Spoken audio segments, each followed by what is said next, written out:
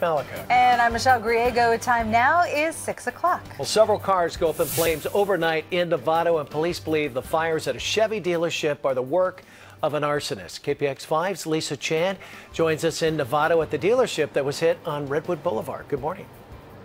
Good morning. Well, it still smells like smoke out here this morning. The cars that were set on fire were actually in the back of the Chevy lot away from the street. In fact, they are extremely close to a restaurant.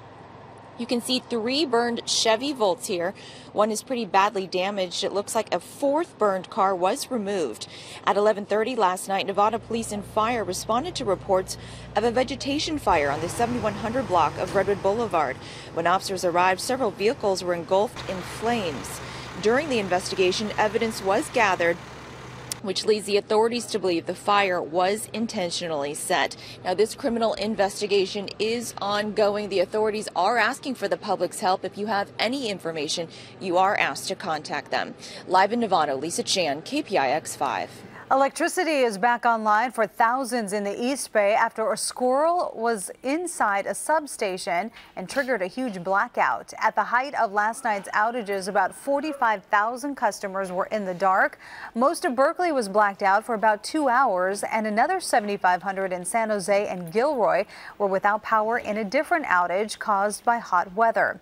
A PG&E spokesman says the squirrel got into substation equipment in El Cerrito, setting off an outage around 8 p.m. The affected cities included Berkeley, Oakland, and Richmond, as well as Albany, El Cerrito, and San Pablo. Power started coming back around 10 o'clock and was fully restored a half hour later. The substation is now up and running. All the heat, that hot sun helped cause a section of Interstate 580 near San Quentin to melt, actually. Caltrans needed most of the day to fix it, causing traffic tie-ups on the Richmond Bridge. Leftover residue from a recent diesel spill reacted in the heat and caused that asphalt to melt away. And the heat made conditions more difficult in the fire. This is along the Nimitz in San Leandro. Flames jumping from tree to tree during the evening commute and burned into some brush nearby. Crews took about an hour to finally put it out. 238 connector ramp was closed temporarily because the air was just too smoky. It is 6:02 right now. Let's get a check on our roads this morning with Lisa.